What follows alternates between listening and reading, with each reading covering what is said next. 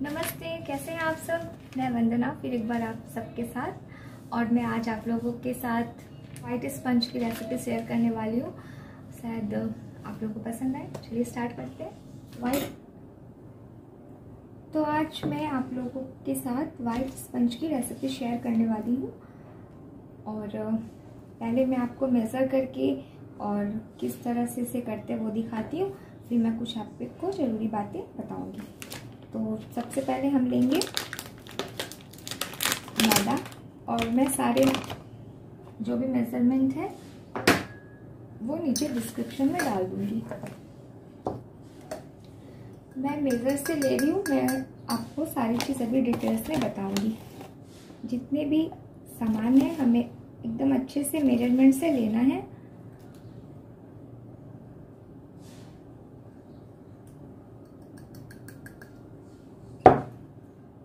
अब हम लेंगे मिल्क पाउडर। इसका कोई मेजरमेंट नहीं है, ये आपकी जैसी रेसिपी हो उस हिसाब से आप डाल सकते हैं, जस्ट फॉर टेस्ट। ये है कॉर्नफ्लोर। और अब हम इसमें डालेंगे पीसी हुई चीनी,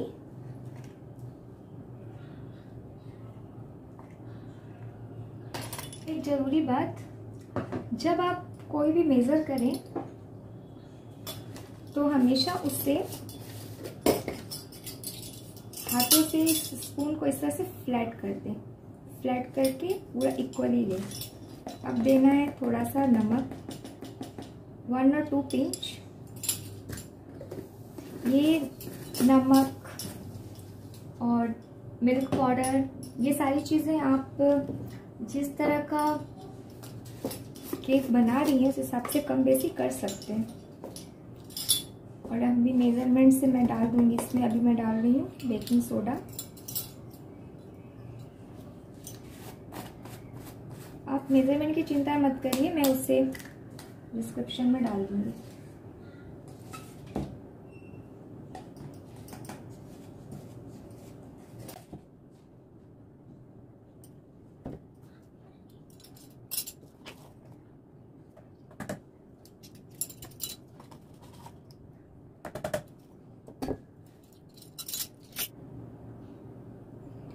ये है हमारा ड्राई इंग्रेडिएंट्स, और अब हम इसे सीव करेंगे। हाँ जी, अब मैं आपको कुछ बताती हूँ, कुछ ज़रूरी बातें।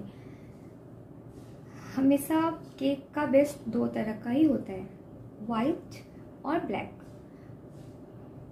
और ब्लैक आपका यूज़ होता है जो भी चॉकलेट फ्लेवर की चीज़ है, या फिर आप चोको वनीला जो भी आप बना रहे हैं जिसमें चॉकलेट का एड ऑन है, वहाँ पे आप ब्लैक यूज़ करिए।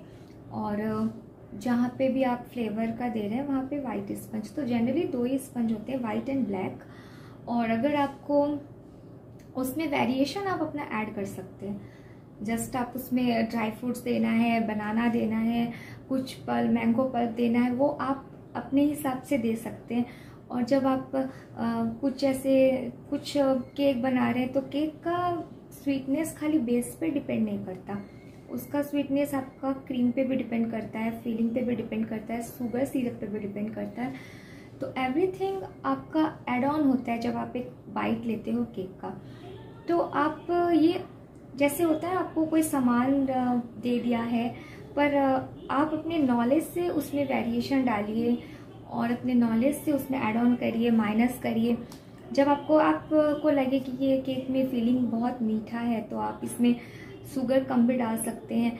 अब सब चीज़ का मेज़रमेंट है, वो मेज़रमेंट से जाएगा, पर आप शुगर कम कर सकते हैं। अगर आप कुछ और ऐड ऑन कर रहे हैं तो दूध, मिल्क आप कम कर सकते हैं। तो कुछ चीज़ें जैसे आप कम बेसी कर सकते हैं, पर वो आपको अपने नेचुरली अपने माइंड से ऑब्जर्व करके समझ के करना होगा। हो सकता है फर्स्ट टाइम आपका सही ना बैठे, खराब हो, पर धीरे धीरे वो चीज़ सही हो जाती है। कि अगर आप सेम चीज़ें, हर बेस की चीज़ें हर केक में यूज़ कर रहे हैं, कोई केक बहुत स्वीट होता है तो आप जैसे मिल्क का कुछ पल्प वगैरह फ्रूट का डाल रहे हैं तो आप मिल्क का मेजरमेंट कम कर सकते हैं, क्योंकि वो ऑलरेडी गीला है, पर आप पल्प भी डाल दिए, मिल्क भी सेम डाल दिए, तो वो बहुत ज़्यादा वो पूरा रन ही हो जाएगा। ठीक है, तो ये ऐसा नहीं करना है। अगर आप कुछ चॉकलेट या वनीला ही बना रहे, जैसे आज मैं वनीला आपको बता रही हूँ, वनीला नहीं मतलब वाइट बेस बता रही हूँ, उसमें आप कुछ भी ऐड कर सकते हैं। तो अगर आप इसमें अगर कुछ इसके साथ चॉकलेट का कुछ फीलिंग डाल रहे हैं तो आप इसमें थोड़ा नमक बेसी दे सकते हैं। बेसी मीन्स 2 पिंच है तो आप 3 या 4 पिंच दे सकते हैं, बेसी मीन्स इतना। तो उस तरह से आप थोड़ा ऐड ऑन कर सकते हैं या माइनस भी कर सकते हैं। कुछ इसमें खास आपका डिफरेंसेस नहीं आता, पर ये चीज़ पूरा अप टू आप पे है कि आप किस तरह से फ्लेवर्स निकालते हैं। ये आपको मुझे भी कोई नहीं सिखाया था और किसी को कोई सिखा भी नहीं सकता। जस्ट कि आपको किचन का सामान दे दिया जाता है और आप किस तरह से उसको अपने तरीके से फ्लेवर निकालते हो। जैसे कि आपको दे दिया जाता है डेकोरेशंस का सामान, आप किस तरह से डेकोर करते हो।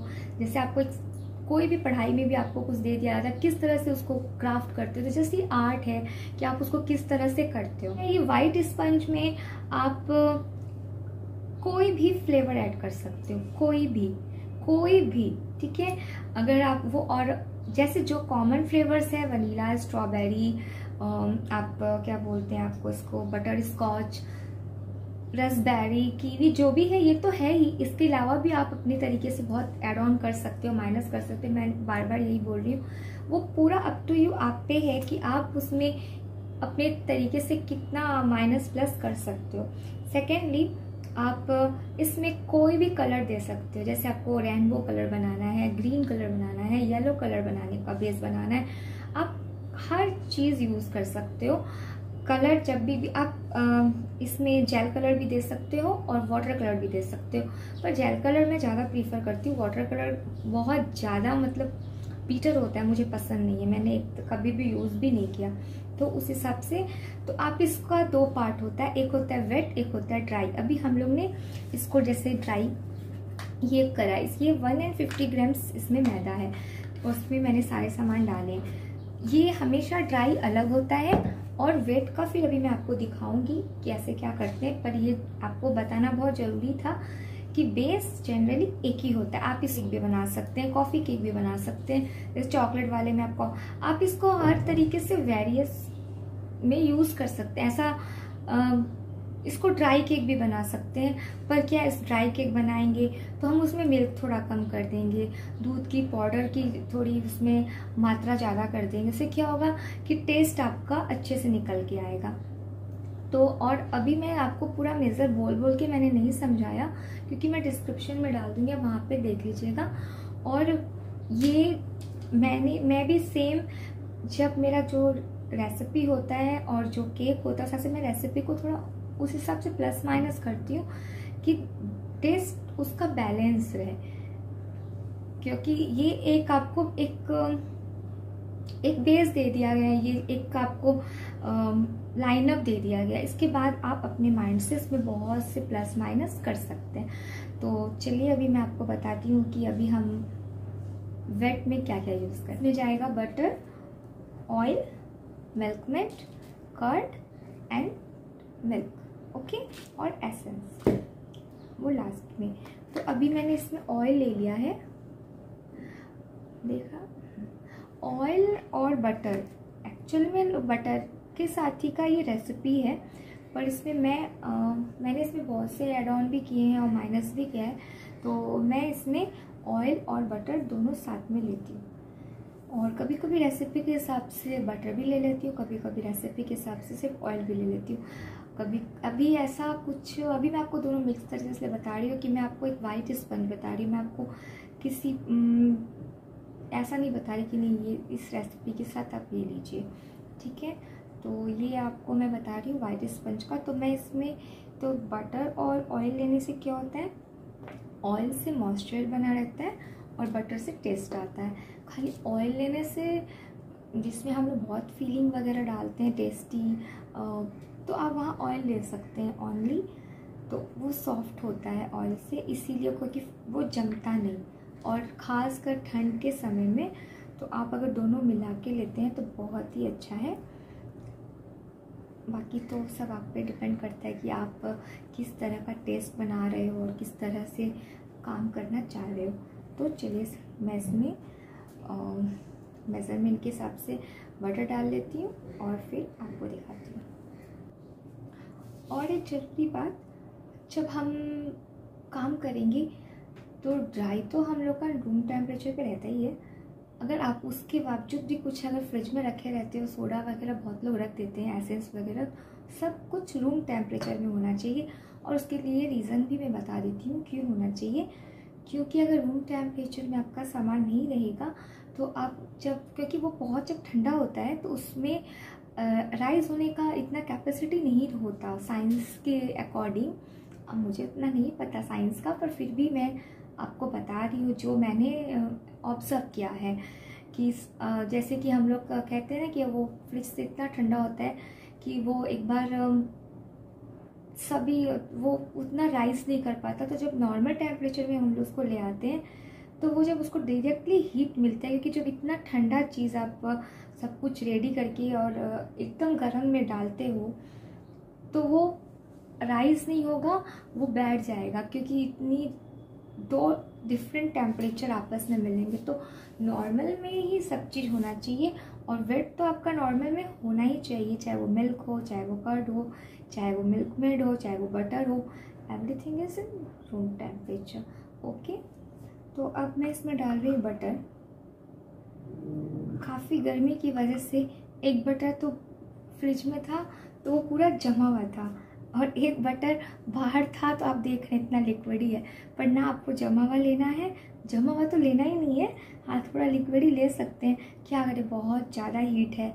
अभी मैं एसी में शूटिंग कर रही हूँ, मतलब वीडियो बना रही हूँ। तो ये मैंने यहाँ पे हम लोग टोटल 50 ग्राम 150 ग्राम्स में यूज़ करते हैं ऑयल या बटर, जो भी आप यूज़ करें। तो मैंने 25 लिया है ऑयल और 25 लिया है बटर। मैं तो मिला के ही बनाऊंगी।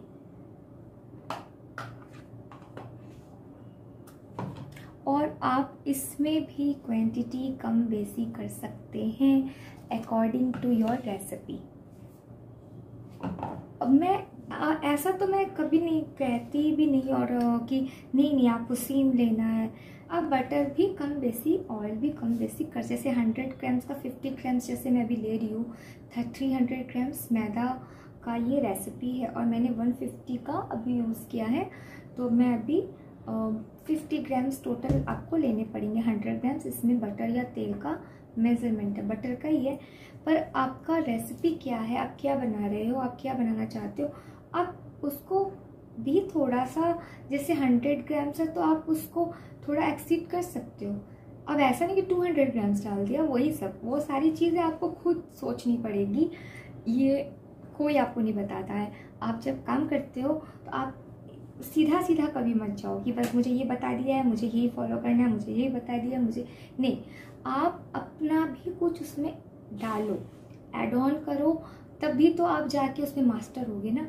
आप जो सीख लिया बस मुझे 2 1 जा 2 2 2 जा 4, आप उसके आगे भी कुछ सोचने का कि भाई ये क्यों होता है 2 1 जा 2 2 2 जा 4। अब ये जब चीज़ें आती है दिमाग में तो हम ऑटोमेटिकली चीज़ें सीखते हैं। जैसे कि तो वैसे चीज़ों को रटना नहीं है, उसको समझना है और उसको अपने तरीके से और अच्छा समझना है। ऐसा नहीं कि हम रटे भी नहीं, समझ लिए, पर समझ के भी और समझना है। ये सब आप पे डिपेंड करता है। जैसे कि मैंने इसमें बटर, इसे दिखाऊँ, हाँ बटर और ऑयल मैंने इसमें डाल लिया है। अब इसे हम बीट करेंगे। ये बीटर है, अभी तक तो मैं बीटर से ही काम करती हूँ, पर इसका आपका आता भी है बीटिंग मशीन, वो बाद में लेंगे, अभी नहीं लिया है। और एक बात, इससे हमेशा इसमें 1 2 3 4 5 ऐसे करके आता है, हमेशा 1 पे 2 पे का बात नहीं है, हमेशा कम पे बीट करें। कि आप अगर 1 2 3 है, आपका 250 से ऊपर वॉट का बीटर है, और बीटर हमेशा अच्छे वॉट का ले, अच्छी कंपनी का ले, तो इससे क्या होता है आपका अच्छा रहता है, क्रीम का वॉल्यूम भी और आपका केक का वॉल्यूम भी। तो हमेशा स्लो से हम लोग को हाई करना है, पर इसमें हम लोग क्रीम नहीं बना रहे, इसलिए हम लोग स्लो में ही रखेंगे, यानी 1 में ही रखेंगे। अब क्रीमी टेक्सचर थोड़ा आ गया, अब इसमें ऐड करेंगे हम मिल्क मेड। तो मिल्क मेड इसमें हम लोग डालते हैं 150 में 200 ग्राम्स। और मिल्क मेड भी आप कम बेसी कर सकते हो। अब आप सब बोलोगे सब चीज़ मैं बोल रही हूँ कम बेसी, हाँ, क्योंकि मैं बार बार बोल रही हूँ चीज़ें आप रेसिपी बनाते हो उसमें ज़रूरी नहीं है कि सेम स्वीटनेस होता है, सेम टेस्ट होता है, टेस्ट कम बेसी भी होता है ना। तो अगर आप सेम चीज़ें सेम करते रहोगे तो कभी मीठा आएगा, कभी ये आएगा। आप चीज़ों को समझ के, वो आपको थोड़ा अपना दिमाग लगाने से बहुत अच्छा निकल के आएगा आपका रेसिपी। और मैं आपको बता ही रही हूँ। अब इसमें मैंने मिल्क मेड ऐड कर दिया है, ये 200 ग्राम्स है।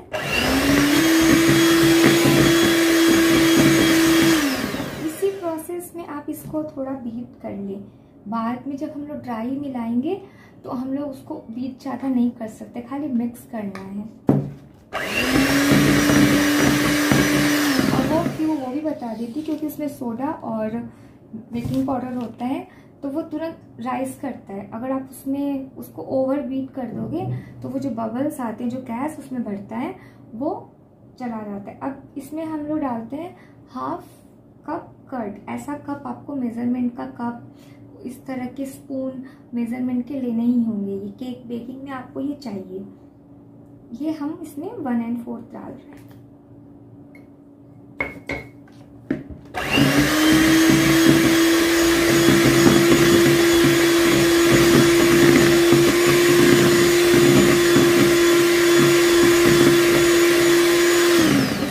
अच्छे से बीट करें जब तक इस तरह से फोमी ना हो जाए। आपको दिख रही है? हाँ, इस तरह से।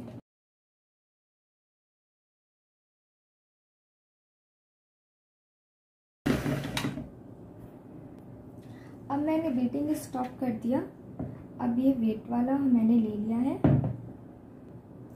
अब हम इसमें, अब जैसे ये इतना सारा मैदा है तो हम इसे पार्ट में डालेंगे, बैचेस में। ओके, एक साथ डालने क्यों नहीं डालेंगे ये भी बता देती हूँ। क्यों नहीं डालेंगे, क्योंकि अगर हम एक साथ डालते हैं ना तो वो उसमें ना गांठें पड़ जाती है, ठीक है, लम्स आ जाते हैं। तो उसको फिर आप ओवर बीट करोगे तो वो फिर से वही जो मैंने बोला, उसके अंदर जो बबल्स आए हैं, गैस हुआ है, राइस, वो सारे चीज़ बैठ जाएंगे। इसलिए थोड़ा थोड़ा डालने से आपके लम्स और वही गांठें पड़ने की कोई भी गुंजाइश नहीं है, ठीक है। अब हम इसे हाथ से थोड़ा ऐसे मिला देंगे, तो मतलब बीटर से, बिकॉज ऑन नहीं करेंगे, नहीं तो ये पूरा उड़ के मुंह पे आ जाएगा। बस अभी थोड़ा थोड़ा इसको ऐसे मिलाना है और फिर रोक देना है। फिर इसको जैसे आपके पास जितना क्वांटिटी है आप उस हिसाब से उसका बैच बना लीजिए। अब आप 75 ग्राम्स लेंगे तो वो 1 बैच में भी हो जाता है, आप 2 दे दीजिए। इस तरह से आप अपने आइडिया से 2, 3 बैच, 4 बैच बना सकते हैं। अब बीच बीच में मैं मिल्क भी ऐड कर रही हूँ।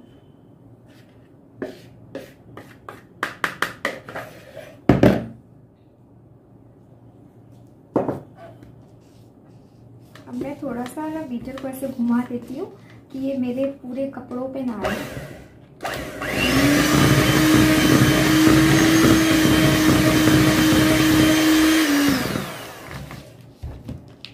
अब हम क्या करेंगे, ये सारे साइड के एक साइड कर बीच में कर देंगे, नहीं तो फिर वो ड्राई रह जाएगा। देखिए, ये सब चीज़ें सीखने को ज़रूरी नहीं है, तो कोई भी जब काम करेगा वो सीख ही जाएगा कि साइड में करना है कि नहीं करना है। मेन चीज़ होती है आपको जो चीज़ें बतानी चाहिए वो कोई बताता नहीं, बाकी एक ही चीज़ें बता के क्या फ़ायदा। इसीलिए मैं देखती हूँ ऐसा क्या चीज़ है जो मैं बताऊँ जो लोग नहीं।